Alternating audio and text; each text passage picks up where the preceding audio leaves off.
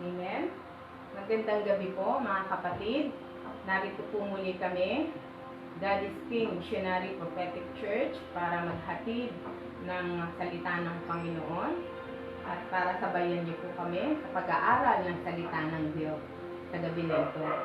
At magandang gabi rin po sa mga kamanggagawa ng God is King na nanonood po sa mga oras na to. Siguro po ay nasasabik na rin sila na magkaroon talaga ng personal na panambahan. Pero dahil sa sitwasyon po natin ngayon, ito po muna ang ipinagagawa sa atin ng Panginoon. Itong live streaming dito sa ating pong Facebook page. At inaanyayahan ko rin po pala kayo na i-like at isuportahan niyo rin po yung aming Facebook page kung gusto niyo pong manood pa ng iba pa pong naming mga live stream doon. At inaanyayahan din po namin kayo na mag-subscribe dun sa aming pong YouTube channel, God is King. So makikita niyo po ito sa link sa baba. So, sana po ay samahan niyo po kami, suportahan niyo po kami upang patuloy po nating maihatid ang salita ng Diyos, ang salita ng katotohanan sa lahat at maabot ang lahat ng anak ng Diyos. Amen? Sige po, para po sa ating pagsisimula sa gabi na ito, samahan po ninyo akong manalangin. Amen. Lord, maraming salamat po sa iyo sa gabi na ito. We thank you, Lord God, sa panibagong buhay at kalakasan, sa pag-iingat mo sa bawat isa sa amin. For another COVID-free day, Lord. Salamat po sa iyo sa mga provision mo, Lord, sa aming pagkain, inumin, sa aming mga damit, Panginoon, sa lahat po ng aming mga pangangailangan, Lord God. You are faithful to sustain all these things, oh God, for us. Thank you so much, Lord, for all your goodness and mercy. Salamat.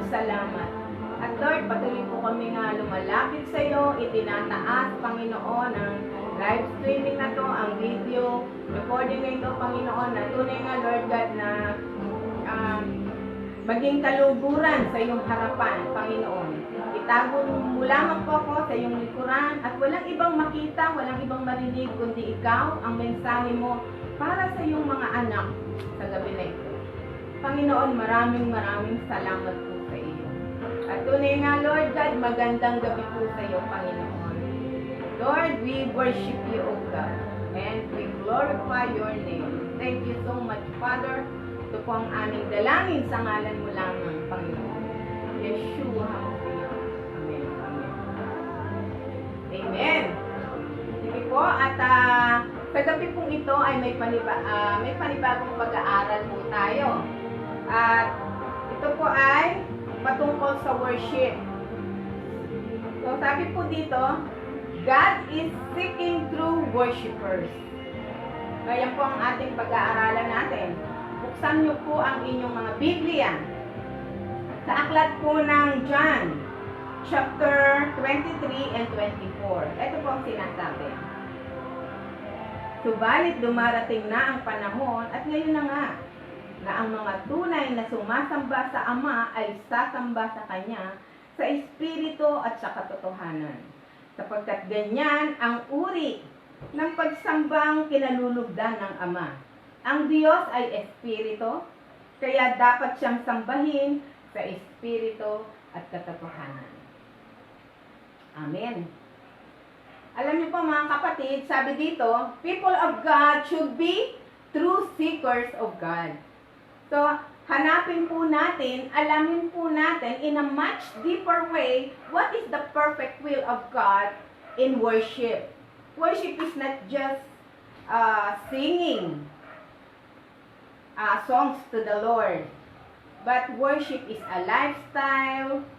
Worship is a passion. Worship is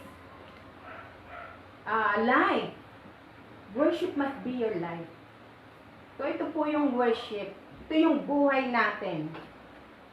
So the Bible clarified na sinasabi, God wants our true worship and He is looking for true worshipers who will worship Him in spirit and in truth. So sabi po dito, paano po ba natin i-worship si Lord? The Bible says, worship Him in spirit and in truth. So, ang Diyos ay espiritu. Ang Diyos ay katotohanan. So, kailangan po natin siyang sambahin sa espiritu at katotohanan. So, sa Genesis chapter 4, dito po ay mababasa natin about Cain and Abel. So, dito po, sila po yung mga anak ni Adan at Eva. So, they came when both of them worship the Lord. So, probably, they have learned from their parents how to worship the Lord. No? Tinuruan sila ng kanilang mga magulang kung paano talaga ang manambahan, lumapit sa ating Diyos. So, meron pong si Cain po was a farmer and Abel was a shepherd. So, Cain brought grain offering to the Lord while Abel brought lamb as an offering to the Lord. So, yun po yung nangyari. Si Cain po ay grains, kasi po siya ay magsasaka, at si Abel naman po ay pastol. Kaya, ang ibinigay niya, according to the scripture, sabi, ibinigay niya ang panganay at inihandog niya, kumuha siya ng panganay mula sa kanyang kawan at inihandog niya ang pinakamainam sa Diyos. So, iyon ang sinasabi sa kasulatan. Inihandog niya ang pinakamainam sa Diyos. And then, God rejected the offering of Cain and accepted the offering of Abel. So, ano nangyari? Di po ba? So, makikita natin dito, tinanggap ng Panginoon ang worship, ang offering ni Abel dahil sa ibinigay niya yung pinakamainam sa Diyos. So, dito pa lang, sa unang tipan, sa mga unang tao na nabuhay sa ating mundo, sa mundo na ito, ay natutunan na nila kung paano sambahin ang ating Diyos ng tama. At meron din tinutukoy dito na true worshipers and false worshipers. So, sa palagay natin, bakit sinabi na kung true worshipper si Abel, bakit tinawag naman na false worshipper si Cain? Kasi nung hindi tinanggap ng Panginoon ang kanyang alay, nagkaroon siya ng galit. Diba? At yung galit na yon ang nagtulak sa kanya para patayin ang kanyang kapatid. Hindi po ba? So, ibig sabihin, maaari na sa pagsamba o sa pag-aalay sa Panginoon, meron siyang spirit of competition. Amen?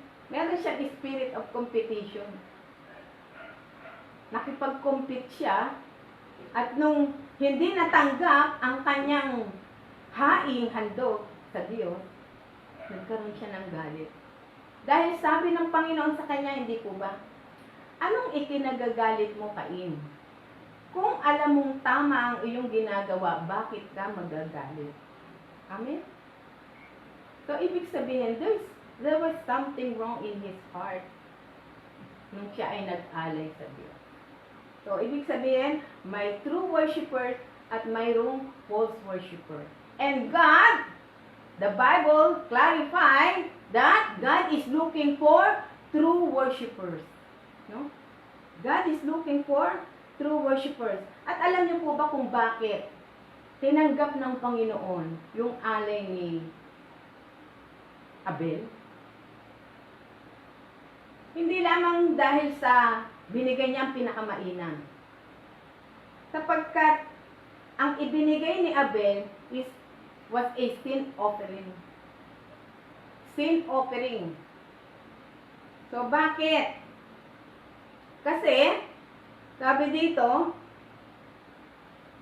because yung kanyang offering ay merong dugo siyang iniaalay sa Panginoon para sa kapatawaran ng kasalanan. Graves don't have blood, di po ba? But the land has. Kaya, tinanggap ng Panginoon, kasi andun ang pagpapakumbaba ni Abel sa paghandog niya sa ating Diyos. Andun yung paghingi niya ng kapatawaran, bukod pa sa paghahandog niya ng pinakamainam na bahagi sa ating Diyos. Kaya naman, tinanggap ang haing handog ni Abel. Amen?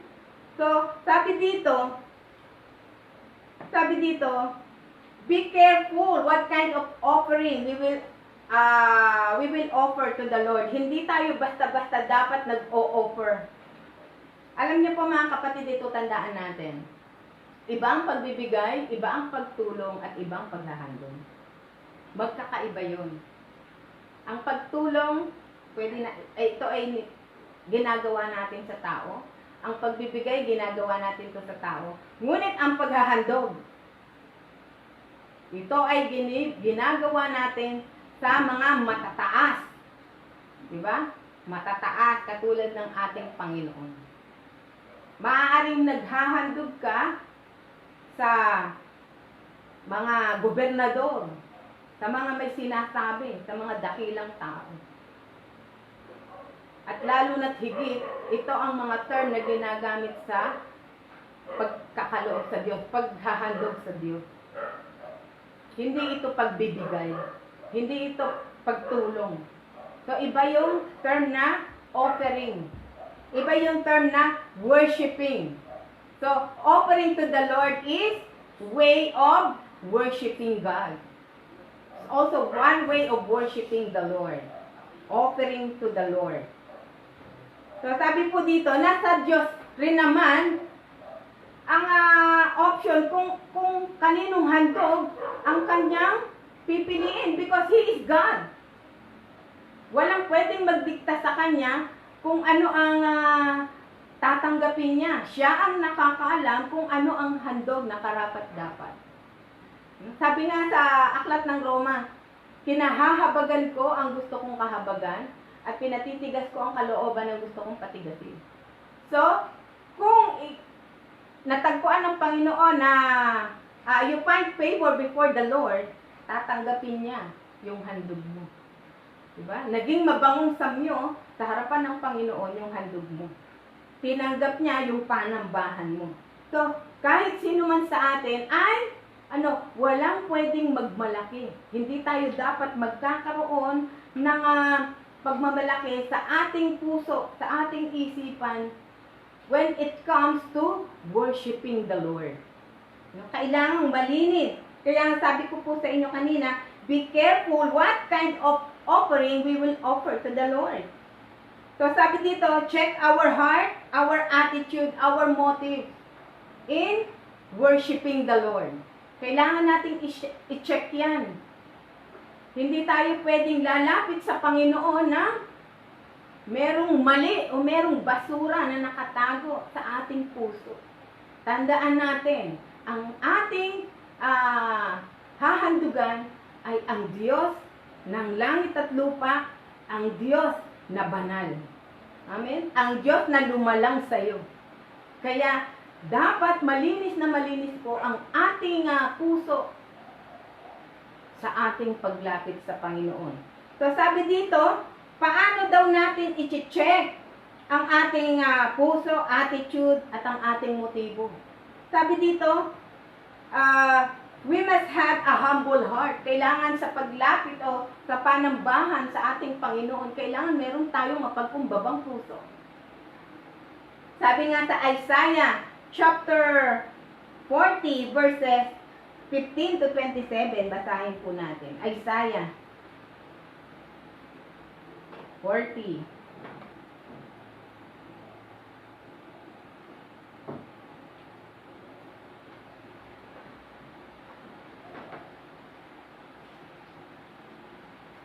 Basahin po natin ang Isaiah.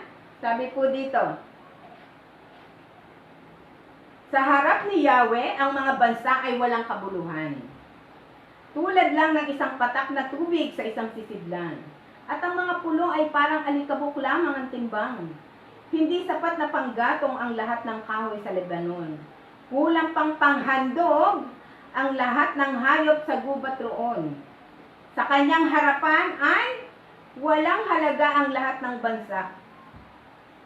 Sabi dito, saan ninyo iyahambing ang Diyos at kanino ninyo siya itutulad? Siya ba'y maiyahambing sa mga imahing ginawa ng tao na binalutan ng ginto at ipinatong sa pila? Hindi rin siya maitutulad sa rebultong kahoy. Matigas man ang kahoy at hindi nabubulok, na nililok upang hindi tumumba at mabibili lang sa murang halaga. Hindi ba ninyo nalalaman at wala bang nagbalita sa inyo noon kung paano nagsimulang likhain ang sanglibutan? Ang lumikha nito ay ang Diyos na nakaupo sa kanyang trono doon sa kalangitan. At mula roon, ang tingin sa tao ay parang mga langgam. Ang langit ay iniladlad niyang tulad ng kurtina, tulad ng tolda upang matirhan. So sabi dito, sa harapan ng ating Diyos, ang lahat ng bansa ay walang kabuluhan. Tulad lamang ng isang patak ng tubig sa isang sisidlan. At ang pulo ay para daw mga alikabok lamang sa mata ng ating Diyos. At sabi, yung mga puno, naglalakihang puno sa gubat, sa Diyos yan. Siya ang may-ari niyan lahat. Ang mga hayop sa lahat ng gubat, ang lahat ng hayop sa lahat ng gubat, sa Kanya lahat yan. Kaya, hindi tayo dapat magkakaroon ng, maganda, pinakamaganda yung aking handog. Na magkakaroon tayo ng kompetisyon at magiging mababa ang tingin natin sa iba dahil tayo ay tithers ng church, yung mga ganyan, di po ba? Ayan po ang nagiging problema sa church. Na may say sila, nasa kanila ang mga desisyon because they are the tithers of the church. So, hindi po ganoon. Huwag po tayong magdamdam, ngunit ito po ang itinuturo ng Diyos sa atin. Kailangan po nating matuto kung ano po talaga ang dapat nating maging puso, maging kaayusan ng puso natin sa harapan ng Diyos.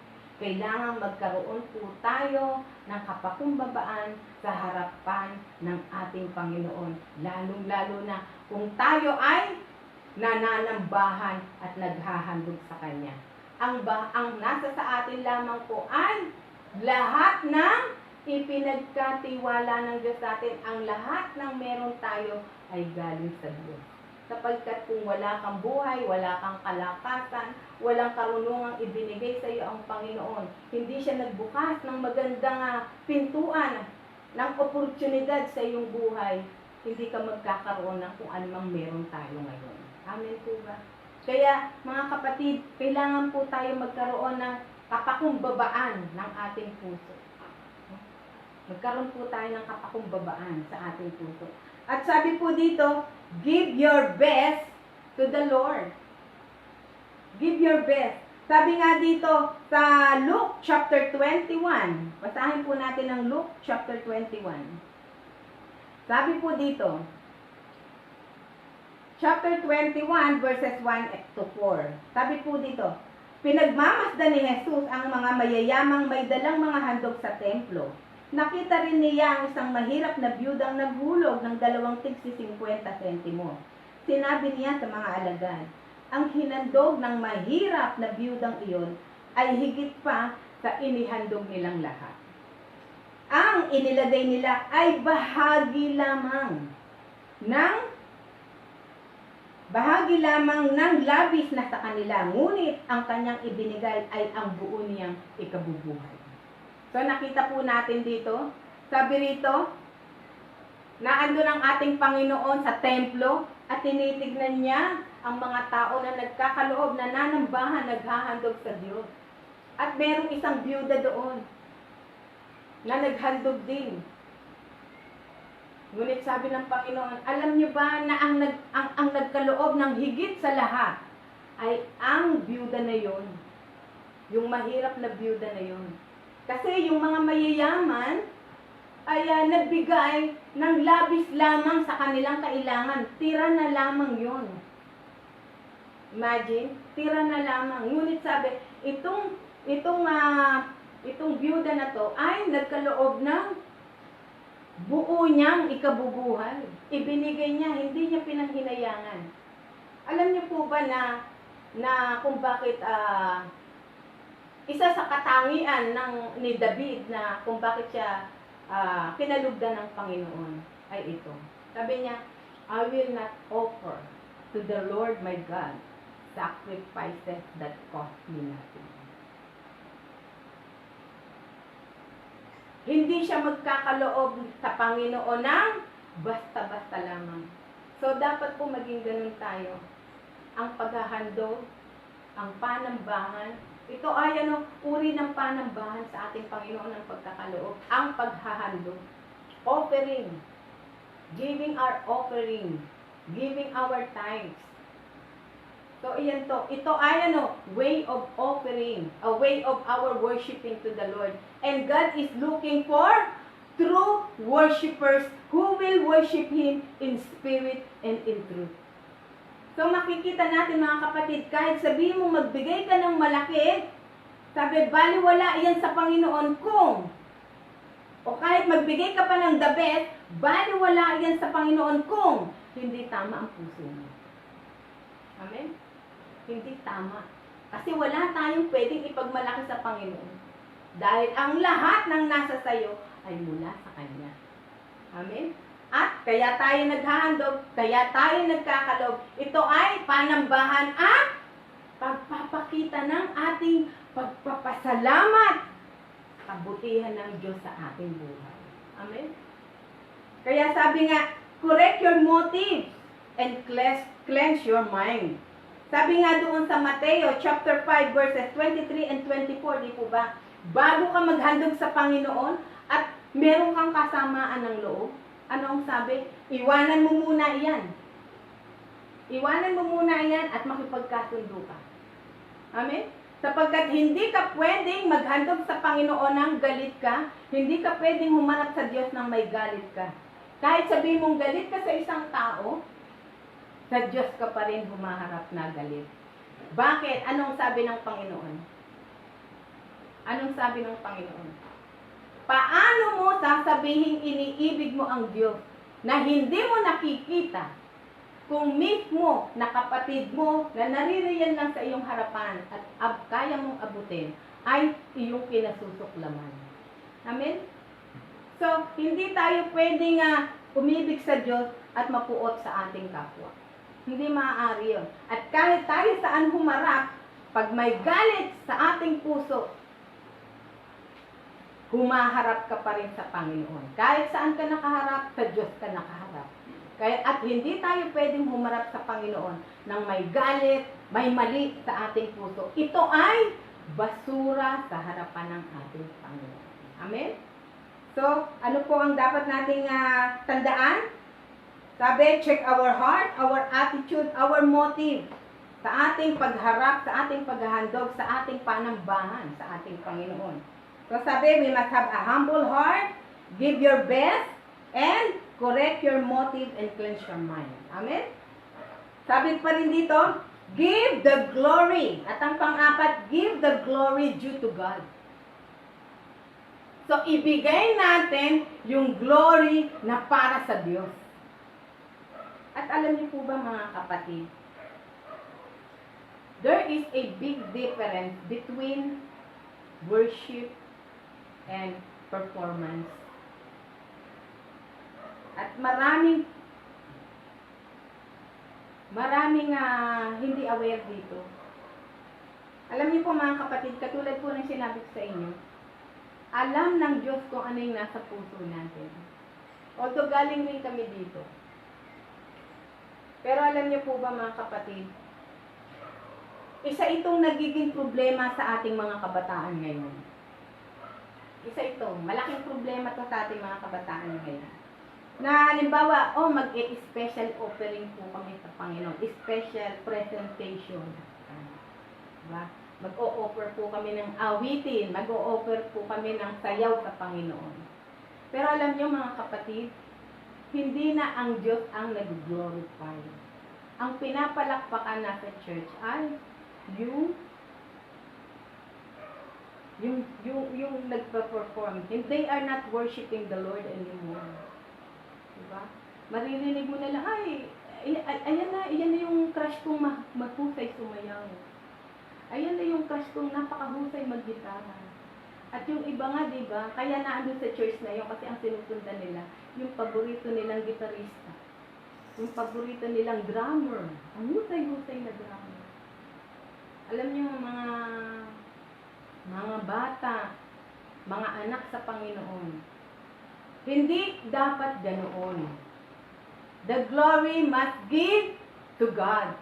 And hindi ito pwedeng kuhain ng sino mang tao. Hindi rin pwedeng ibigay sa kanino mang tao. Dahil alam niyo po mga kapatid, hindi natin madarama ang presensya ng Diyos sa ating iglesia kapag ganoon ang ginagawa natin na uri ng panambahan. Hindi na ang Diyos ang naitataas. Hindi ang Panginoon ang pinupuri. Amen? So, huwag po natin gawing teatro ang ating church. Gawin po natin itong bahay panambahan. Amen? Kaya sabi nga ng ating Panginoon, my house shall be called house of prayer. Amen? So, sabi dito, God is looking for true worshipers. So, His people must be careful.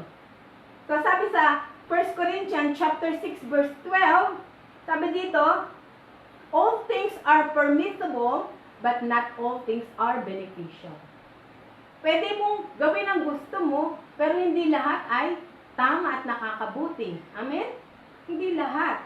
At sinasabi rin naman na hindi lahat ng tumatawag sa Panginoon, Lord, Lord, ay makakapasok sa kaharian ng langit. Kundi yun lamang gumagawa, sumusunod sa kalooban ng Ama sa langit.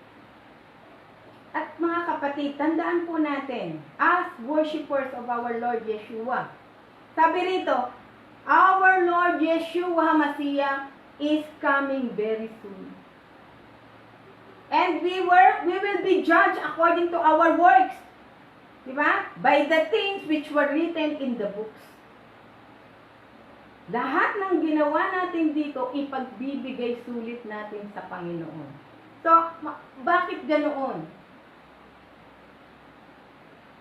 As we are now in the dissemination of grace, nandito tayo sa period of grace, so makikita natin dito na yung mga pagsalangsang na ginagawa natin ay hindi pa natin nakikita yung consequences, yung kaparusahan. Bakit? Dahil nga tayo ay nasa period of grace, binibigyan tayo, patuloy tayong binibigyan ng Diyos ng pagkakataong magsisi, magbago, at ituwid ang ating mga pagkakasala, ang ating mga kamalian. Amen? Pero alam niyo po mga kapatid, sa Old Testament, makikita po natin dito, sabi dito, na, sabi po dito sa Old Testament, sa Leviticus chapter 10 verses 1 to 3, meron pong anak si Aaron. Kilala niyo po si Aaron, kapatid po ito ni Moises. At si Aaron po ang itinalaga ng Diyos para maging punong pari, kasama ng kanyang mga anak, si Nadab at Abihu. Ang kanya pong dalawang anak ay itinalaga ng Diyos bilang pari na makakasama, makakatuwang ng kanilang ama na si Aaron. So, ito pong dalawa na ito. Kaya lang alam niyo po mga kapatid, nung sila ay maghahandog sa Panginoon, magsusunog ng handog sa Diyos, sinasabi sa salita na gumamit sila ng maling apoy. So nakita nyo kung gaano kahigpit ang Panginoon nung gumamit sila ng maling apoy, na-touch yung holiness ng Diyos. Meron silang binayuli. At anong ginawa ng Panginoon? Sinunog niya yung dalawang anak ni Aaron. So sabi dito, basahin po natin mga kapatid. Sabi po dito sa Leviticus chapter 10. Sabi dito, ang dalawang anak ni Aaron na sina Nadab at Abihu ay kumuha ng sunugan na insenso. Nilagyan nila ito ng apoy at nagsunog ng insenso at humarap kay Yahweh. Ngunit gumamit sila ng apoy na hindi nararapat, sapagkat hindi iyon ang inuutos ni Yahweh sa kanila. Kaya mula kay Yahweh ay lumabas ang apoy at tinupok sila. Sinabi ni Moises kay Aaron, ito ang kahulugan ng sinabi ni Yahweh, dapat akong kilalaning banal ng sinumang lumalapit sa akin at dapat akong parangalan sa harapan ng mga tao. Hindi nakaimik si Aaron. So dito nakita natin kung gaano kahigpit, kung gaano pinang-iingatan ng Panginoon, kahalaga sa Panginoon, ang kabanalan ng kanyang altar. Merong mga bagay, may proseso, merong mga bagay na dapat gawin at hindi tayo pwedeng gawin kung ano lang yung gusto natin. Hindi tayo dapat naglalaro o hindi tayo dapat humaharap ng may maruming puso sa Panginoon. Kaya nga sabi ko sa inyo, dahil sa tayo ay nasa period of grace, na andito tayo sa kahabagan ng Panginoon, ang sabi dito ay, binibigyan tayo ng Panginoon ng pagkakataong magsisi, ituwid ang ating mga pagkakasala, iayos, magbago. Pero mga kapatid, ang lahat ng bagay, kung hindi natin itutuwid, ang lahat ay ipagbibigay sulit natin sa Panginoon. Amen? Sapagkat ang Diyos ay banal. Ang kanyang altar ay banal. Kaya sa New Testament, wala na po itong mga paghandog na ito. Wala na itong mga pagpatay ng hayop. At because our Lord Yeshua HaMashiach has done this offering perfectly. So He did it once and for all when He offered up Himself when He died on the cross. Di po ba? Ginawa na yun ng Panginoon, once and for all. Wala nang sin offering. Kaya nga, nasa period tayo ng grace, nasa kahabagan tayo ng Panginoon. Ngunit, ang kabanalan ng Diyos ay hindi nagbabago. It never change. Ang salita ng Diyos ay hindi nagbabago. Siya ang Diyos noon, ngayon, at magpakailanman. Ang Diyos ng lumang tipan ay siya rin Diyos ng bagong tipan. Amen? Kaya ang Diyos ay hindi nagbabago. Sabi nga dito, napunit na ang kurtina sa dakong kabanal-banalan where God is. At malaya nang makakapasok ang mga true worshipers ng Diyos. So, true seekers of God. So, makikita natin na sa Hebrew 19, sabi dito, bagamat napunit na ang kurtina, sabi dito sa Hebrew 19, ay kailangang lumapit tayo ng mayroong malinis na puso, matibay na pananampalataya, at katawan na nilinis ng dalisay na tubig. Let us come to God with a clean heart, sure faith, body wash with clean water. So nakita po natin yan. So iyan po yun. At sabi nga the veil that separated the holy to the most holy has been turned. Di po ba? So, napunit na yung kurtinang naghihiwalay sa dakong kabanal-banalan at sa dakong banal dahil sa kamatayan ng ating Panginoong Jesus, Yeshua HaMashiach. Ngunit, ang kabanalan ng Diyos ay hindi nagbabago at hindi nababawasan kahit kaunti. Amen? So, yan po yung mga bagay na dapat po nating maunawaan. Ngayon po, sabi dito, malapit nang dumating ang ating Panginoon. So, ano ang dapat nating gawin? Prepare and be forewarned. Prepare yourself to the coming of our Lord, Yeshua. Yung ating sinasamba sa langit ay babalik muli dito sa lupa. Pero mga kapatid, hindi na po siya babalik bilang isang tupa na ihahandog pa at para mamatay sa krus. Hindi na po yun. Babalik siya bilang isang matuwid na hukom na hahatol sa lahat ng ating mga kasalanan. Lahat ng ginawa nating pagsalangsang. At sinabi nga po dito na ang paghuhukom, sabi sa aklat ng Pedro, ay magsisimula sa bayan ng Diyos. Amen? Ang unang hahatulan ay yung mga taong kilala na o nakakilala na sa ating Panginoon. Tayo ang unang hahatulan. So, sabi po dito, na be forewarned, no? Kailangan prepare yourself. At paano po natin i-prepare yung ating sarili? Anong bagay na dapat nating gawin? As true worshipers of God. Kasi God is seeking for true worshipers dahil ito ang panambahang kinalulugdan ng Diyos. Ito ang panambahang hinahanap ng Ama. Ito ang panambahang kalooban ng Ama. Sabi dito, number 1, or rather, sabi po dito, put worship in order. Alam niyo po ba mga kapatid, na ang utos na ito, ang unang-unang utos na ibinigay sa amin ng Panginoon nung nabukas ang church. Put worship in order. Alam niyo po, sa worship kasi, ito ang totoong nangyayari sa worship. Hindi ang worship, kaya narurumihan ang church. Ang unang narurumihan ay ang altar ng Diyos. Kaya nawawala na ang glory ng Panginoon, ang presensya ng Diyos sa loob ng iglesia. Hindi na mag-manifest ang Espiritu ng Panginoon sapagkat ang unang-unang narurumihan ay ang altar ng Diyos. The place of most holy. Imagine nakakatayo tayo sa altar. Sino ba ang nasa altar? Sino ang unang-unang tumatapak doon? Hindi po ba ang worship? Mali po yung iniisip natin na ang worship are just support ministry. Mali po yun.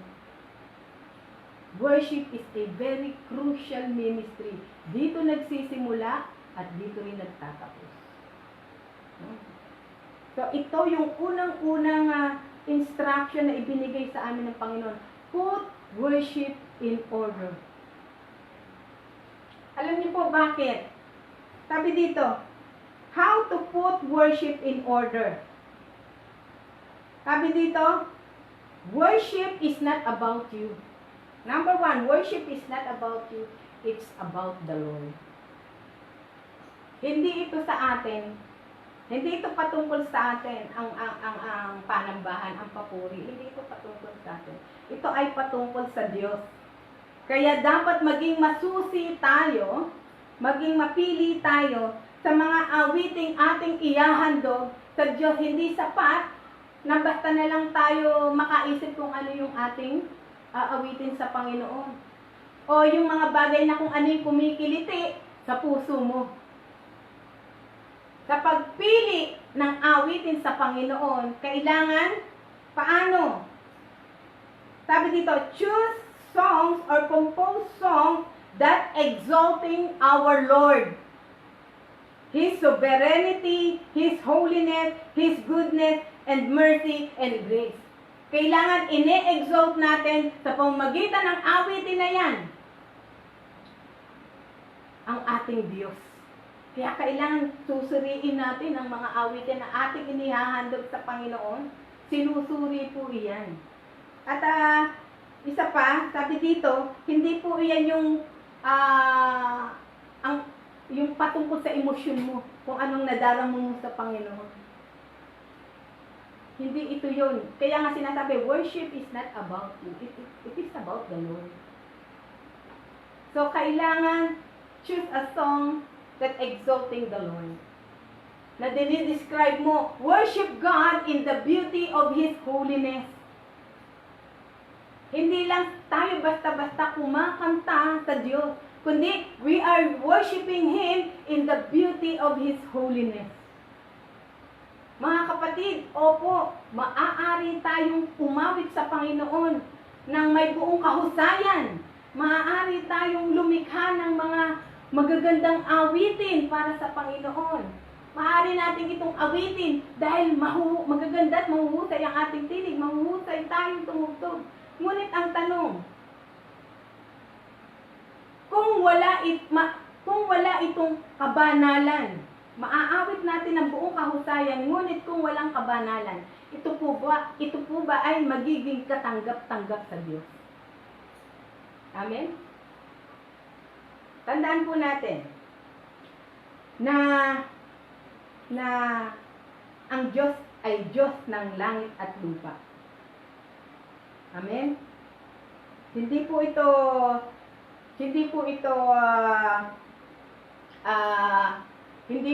kung ano na lang yung basta nating gustong ialay sa Kanya.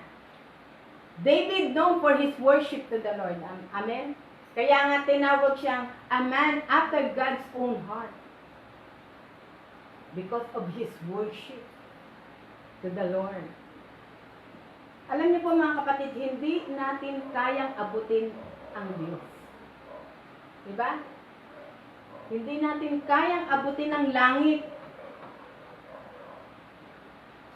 Pero alam niyo, through worship,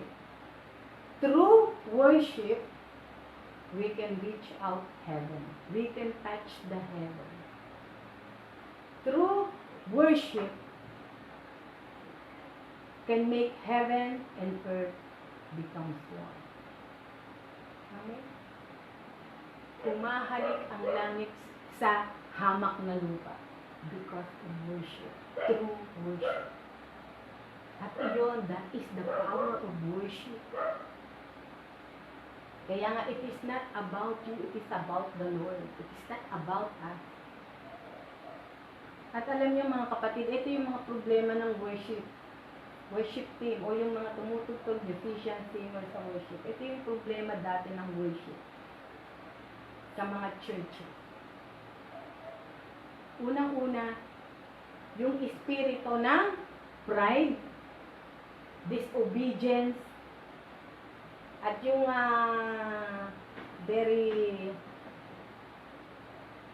yung spirit of compromises at saka fornication. Iyon ang nangyayari. At iyan yung mga nakatanim ng matagal. Iyan ang nagparumi sa worship. Di po ba? Kaya nga, diyan sa worship team, andyan yung kaya narurumihan ang church. Kasi naandyan yung pride.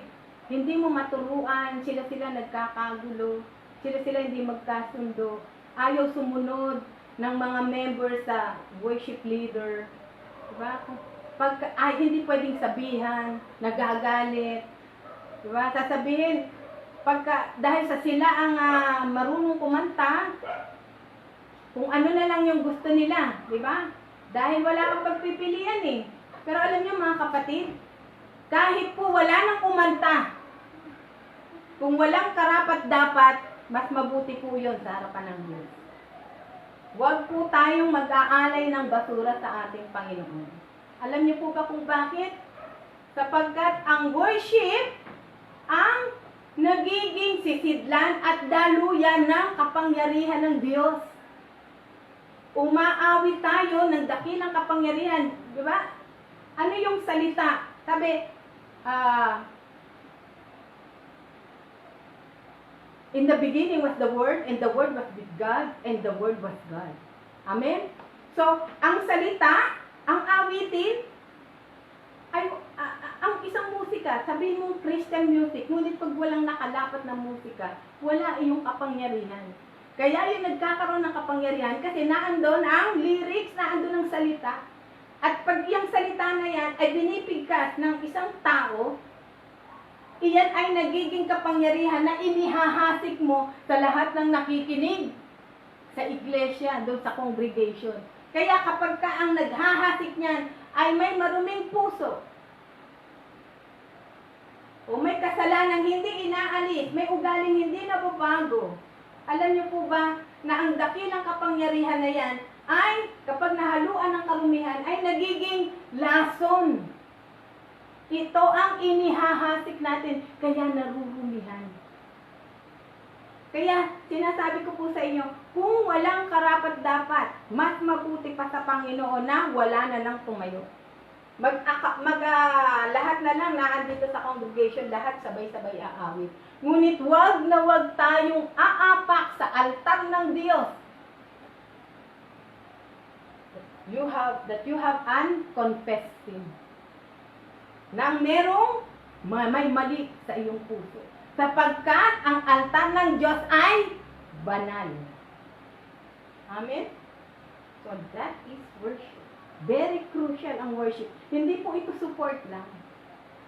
Hindi ito support. At hindi natin pwedeng ikahon ang worship. Na, 5 minutes lang tayo kakanta, ha? Hindi po ito pwedeng ikahon. So, worship is not about you. At katulad po ng sinabi ko sa inyo, through worship, kaya nating abutin ng Diyos. Nagiging mabangong samyo ito sa harapan ng Panginoon. Katulad ng insenso. At alam niyo po ba, in the spiritual realms, kung ano ang itsura pag tayo ay nag-aalay sa Diyos. Ang Diyos ay apoy. Ang Diyos ay apoy. At dyan sa spiritual realms sa itaas, meron diyang apoy at doon daraan ang bawat inihahandog natin sa ating Diyos. Kapag hindi iyan pumasa sa standard ng Diyos, masusunog lamang po ang mga handog na yan. Kaya nga po, kaninang sinabi ko sa inyo, pag tayo maghahandog, hindi po tayo dapat, nagkakaroon ng kaisipan ng kompetisyon o pagmamataas. Sapagkat, nasa sa Diyos kung tatanggapin niya ang iyong handog o hindi. Kaya pag po iyan, nasunog, kahit ilang kanta pa ang awitin natin, kung isa lang ang karapat-dapat at tinanggap ng Diyos bilang handog, iyon lang ang makakaraan sa apoy na iyon. At makakarating sa trono ng Diyos na buhay. So, iyan po ang nangyayari every time we worship the Lord. Every time we give our offerings to God. Ito ay sinasala. Sinasala po iyan. So, pag po tayo umaawit ng may malinis na puso sa ating Panginoon, nagiging insenso po iyan sa ating Panginoon. At nagiging mabangong samyo sa kanyang harapan. And that is what the Lord wants from worshipers, true worshipers. Iyon ang panambahang hinahanap ng Diyos, worshiping Him in spirit and in truth. So, ano pa po mga kapatid? Sabi po dito, pangalawa, sabi, pray and worship God like never before. Pray and worship God like never before. Una, worship is not about you, it's about the Lord. Pangalawa, pray and worship God like never before. So, the house of the Lord shall be called house of prayer. So, alam niyo po, pagka kinaluguran ng Diyos ang ating mga papuring awitin, handog sa Kanya, alam niyo po ba na nababago ang ambience? Nababago ang paligid, lumilinis. Nawawala ang mga masasamang espiritu. Totoo po yan, wag po tayong magtawa. Sapagkat kung nalulugod ang Panginoon, sinong makakalapit sa iyo? Sinong makakalapit na demonyo sa kanyang presensya? Ang Diyos ay apoy at liwanag. Walang dilim na makapananaig kapag ang tunay na liwanag ay naririyan na. Amen? Walang dilim na makapananaig. Kaya alam niyo po mga kapatid, yung mga leaders, church leaders, pastors, must be careful on this. Kailangan, we must place and appoint holy people to worship the Lord. Hindi po tayo pwedeng hindi po tayo pwedeng maglagay ng basta-basta. O marunong siyang mag-gitara, sige siya na. O marunong siyang umawit siya na. O wala na tayong pagpilian eh. Kahit napaka-stubborn niya, siya lang may magandang boses eh. Sige na, siya na. Hindi po ganyan sa Panginoon. Mas mabuting wala na lang tumayo kaysa sa dumihan natin ang banal na altar ng Diyos. At magagalit pa sa atin ng Panginoon kung ipipilit natin ang gusto natin. Kailangan po iyang malaman ng worshipers. Kailangan niyang malaman ng church that God is a holy God and He never changes. So, alam niyo po ba sa book of Jeremiah and book of Ezekiel, kung babasahin natin yun, makikita natin yung puot at ang paninibugho ng Diyos sa kanyang bayan. Bakit? Kasi dilumihan nila ang templo ng Diyos. Kaya winasak niya ang bayan. Pinatay niya ang mga tao dahil nadumihan ang templo ng Diyos. Nag-alay sila sa mga Diyos-Diyosan. At ipinasok ang mga Diyos-Diyosan na ito sa banal na templo ng Panginoon. Kaya nga sabi ng Panginoon, pinaalis ako sa aking templo. Isang malaking talapastanganan sa Diyos yun. Nadudumihan natin ang templo ng ating Panginoon. Dahil sa mga Diyos-Diyosan na hindi natin pa rin matanggal sa ating mga puso. Patuloy pa rin nating nagagawa ang kahinaan ng ating mga laman. Sabi ko nga sa inyo, hindi all things are permissible, but not all things are beneficial. Diba? At sabi, not all who call me Lord, Lord, we can enter to the kingdom of God, but only those who do the will of the Father in heaven. So, hindi tayo basta-basta kumaawit, kumakanta, naghandog, nagpupuri sa Panginoon. Kailangang itama natin ang lahat. Tama ang ating puso. Sapagkat dito tayo titignan ng ating Panginoon. Amen? Kaya sabi nga dito, place and appoint holy people to worship the Lord in His altar. Kailangan, ang church ng Panginoon ay house of prayer, house of praises, at hindi po teatro na magpe-perform ang mga tao. Kundi, it is the house of God where we will worship Him. Where we will worship our God. Amen? So, as worshipers, you are the frontliners. You are the elite warriors of God. Kaya nga kayo yung una eh. Yung mga worshipers, kayo yung una. So, it is not just a support ministry, kundi ito kayo yung mga primary ministry, kayo yung mga principal, kayo yung mga una, kayo yung mga frontliners. Alam niyo po ba sa bansang Israel, pag sila ay makikipagdigma, alam niyo po ba na merong worshiper sa harapan ng mga warriors? Umaawit muna sila, pinupuri muna nila ang Diyos, upang makuha nila, makamtan nila ang tiyak na tagumpay mula sa kaaway. Kaya nga nagpupuri muna sila. Iyon ang kaparaanan ng Panginoon. Iyon ang kaparaanan na natutunan nila sa ating Diyos. At sabi po dito,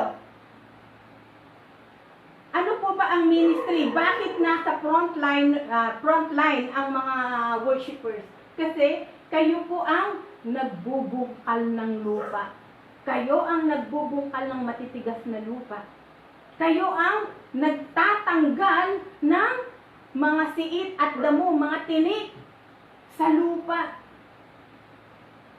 Inihahanda ninyo. Ang mga worshipers ang naghahanda ng bukid na pagtataniman ng salita ng Diyos. Kaya napakahalaga na ang worshipers ay holy people of God, truth seekers of God. Worshiping God in spirit and in truth. Bakit? Sapagkat saan ba nananahan ang presensya ng Panginoon? Hindi ba sa papuri ng kanyang mga anak? Kung marumi ba ang papuri, ito ba'y pananahanan ng Diyos na banal? Come to think of it. Amen? So, ang Diyos ay looking for true worshipers who will worship Him in spirit and in truth. So, ano pong sumunod? Number 3, worship God in spirit and in truth. So, sabi dito, true worship brings healing. Diba? Healing of the mind, healing of the heart, our emotions, our soul, our body. It brings visitation of angels and saints in the church. And most of all, the visitation and habitation of our Lord, Yeshua, Messiah, in the church. So, yung pure and sanctified worship invite the very presence, the holy presence of God in your church. Sabi, purified and sanctified worship invites the holy presence of God in your church. Kailangang maibalik ito sa iglesia. Kailangang baguhin, tanggalin, uproot yung lahat ng mga espiritu na nagpaparumi sa church, sa iglesia, unang-una na sa worship. Linisin muli ang altar ng Panginoon. Mga kapatid, sabi ko nga po sa inyo, nasa period of grace tayo. Kaya yung mga bunga ng ating pagsalangsang ay hindi pa natin nakikita. Ngunit, sa ating pagharap sa Diyos, we will be judged according to their work, which were written in the books. Hahatulan tayo ayon sa ating ginawa, sa mga pagsalangsang natin. Akala natin okay lang yun. Hindi po okay yun. Alam ng Diyos na walang taong perpekto. Alam ng Diyos na walang taong perpekto. Ngunit ang titignan niya ay yung puso natin na handang magpasakop at handang sumunod sa ating Panginoon. Nais mong maglingkod sa Diyos, hindi po ba? Tandaan nyo, hindi tayo naglilingkod sa tao. Naglilingkod tayo sa ating banal na Diyos. Amen? And be proud, kasi hindi lahat ay tinatawag ng Diyos para maging lingkod niya. Kaya, tandaan natin, we are serving the King of Kings and the Lord of Lords. The God that made heaven and earth. So, tandaan natin na ang Diyos ay Diyos na banal, Diyos na dakila. Kaya dapat magkaroon tayo ng banal na takot sa Diyos. Ano tong banal na takot sa Diyos?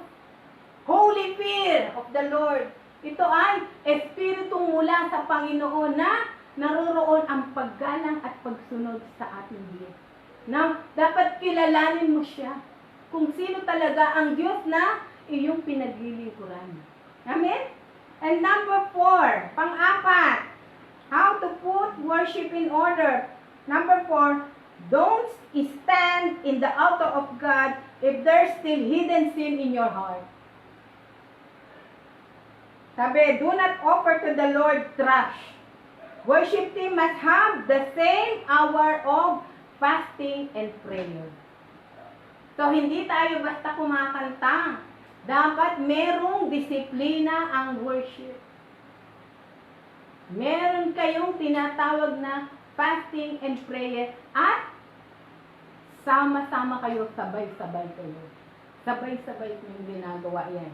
Kahit iba-iba kayo ng bahay, kahit nasa school kayo, iba-iba kayong school, Meron kayong takdang oras, araw, kung kailan ang inyong fasting and prayer. Amen? So, kailangan nito. So, do not stand in the altar of the Lord if there's still hidden sin in your heart. Kailangan malinis tayong haharap sa ating Panginoon. Amen? So, sabi po dito, God is looking for the true worshipers. Ito ang uri ng panambahang kinalulugdan ng Panginoon. At alam niyo po ba mga kapatid, kung bakit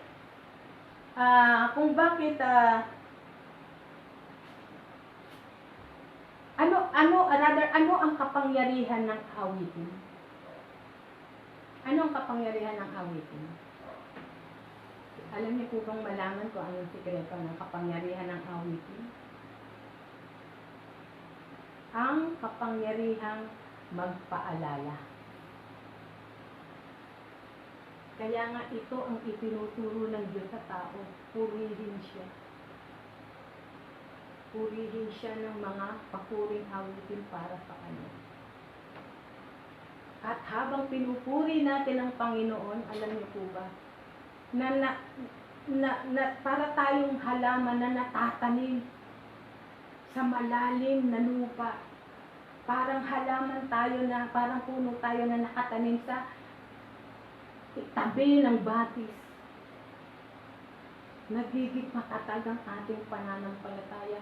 Kahit malayo ka pa sa Panginoon, kahit mag-abroad ka pa, kahit saan ka pumunta, kahit nga ikaw ay magkaroon ng mabigat na problema at dumating sa panahon na ikaw ay lumayo sa Diyos. Ikaw ay nalayo. Alam niyo pa, the moment na madinig mo yung minsan mo nang inaawit para sa Diyos, hindi maaaring hindi ka luluha. Iyon yung worship, the power to remember. At alam niyo po ba na iyan yung ninakaw ni Satan? Kasi bakit? Ang worship kasi, ang awitin talaga, ay para lamang sa Diyos. Ngunit ninakaw ito ng kaaway. At sino ang inaawitan natin ngayon? Hindi ba ang ating lamang kapwa-tao? Na ang kinikiliti ay ang ating mga puso. Kahit nga may asawa ka na, hindi po ba? Pagka narinig mo yung theme song dati ninyo ng girlfriend mo, ng ex-girlfriend mo, naalala mo pa rin yung feelings mo sa kanya. Di ba? So, it is because the music has the power to remember. So, the same way, gasino pa, kung ang kapangyarihan na yan ay inaawit mo para sa Diyos. Lalo kang magkakaroon ng kapangyarihan. Kaya nga sinasabi ko sa inyo, true worship brings healing. Healing in the mind, heart, soul, body. So it brings healing. It brings visitation of saints and angels. And even the visitation of our Lord Yeshua HaMashiach. Not only visitation, but habitation of our God in the church. Makikita mo na talaga yung glory ng Lord. Sa true worship. Sapagkat God dwells in the worship, in the praises of His people. Amen? At makikita natin yun. Makikita natin ang pagkakaiba. Kaya mga kapatid, alam nyo, start changing now. Baguhin natin. God said, worship Him in the beauty of His holiness. God is looking for true worshipers who will worship Him in spirit and in truth. At alam niyo po ba ang kapangyarihan nitong worship? Pwede ka nitong dalhin sa iba't ibang lugar. Pwede kang dalhin kahit sa langit, sa tabi ng Diyos. Alam niyo, nung oras na ba? Meron akong true experience sa worship. Talaga. Pero dahil siguro sa kapos na tayo sa oras. Kasi hindi ito masasabi ng sino man nang hindi niya talaga nararanasan kung ano ba ang worship sa kanilang buhay. Amen? So, sinasabi ko po sa inyo, sabi dito, if we want to know God more, sabi, you must be willing to surrender yourself completely to the Lord. kung talagang gusto nating malaman pa ang patungkol sa Panginoon, mas lalo tayong magpakumbaba and humbly surrender yourself before the Lord. Amen? Amen. At maraming salamat po sa inyong pakikinig. Sana po ay may natutunan tayo. At next time ko na lang po ikukwento yung mga ginawa ng Panginoon sa amin. Thank you so much po. At sandaling manalangin po tayo. Amen. Lord, maraming salamat po sa iyo sa gabi na ito. Thank you so much, Lord, sa mga itinuro mo sa amin. At tunay nga po, Lord God, na hinihiling ko na naabot nito ang iyong mga anak. At tunay na nagpabago sa puso ng bawat nakikinig. Panginoon, sinabi mo sa iyong salita, not by might nor by power, but only thy Spirit, Lord God. Maaalis ang pinakamalaking hadlang, Panginoon. Sa pamamagitan lamang ng iyong Espiritu, O Diyos, kung kami lubusang magtitiwala, kung kami tatawag sa iyo, Lord, mawawala ang lahat ng ito. Kaya dalangin ko, Panginoon, sa bawat churches, sa mga worshipers, sa mga kabataang naririto, who are involved in worship ministry, I pray, Father, continue to purify their hearts, sanctify their hearts, O Lord, na tunay nga, Lord God, na patuloy magbukas ang puso at isipan ng bawat isang nakinig, Panginoon, upang, Lord God, na kalugdan mo. Because this is what you want, Lord God. You are looking for the true seekers, Lord God. For the true worshipers who will worship you in spirit and in truth. This is the kind of worship that you are looking for, Lord. You are looking from your children. Thank you so much, Father God. At tunay nga, Lord God, I pray na sa aming pag-aaral na ito, wala pong ibang naitaas, walang ibang nalugod, kundi ikaw, Ama. Tunay nga, Lord, let your Spirit speak to your churches, O God. Na tunay nga, magkaroon ng tunay na panambahan sa iyo. Sapagkat, Ama, your church are waiting for you, O God. Your churches are waiting for you. Tunay nga, Lord God, na naghihintay po kami sa iyo, Panginoon. At patuloy po kami humihingi ng tulong na maiayos namin ang lahat, Panginoon, upang maging handa kami sa iyong pagbabalik. We thank you so much, Father God. We thank you, Lord. And all these things we pray, only in your name. My God, my Lord, my King and Savior, Lord Yeshua HaMashiach. Amen.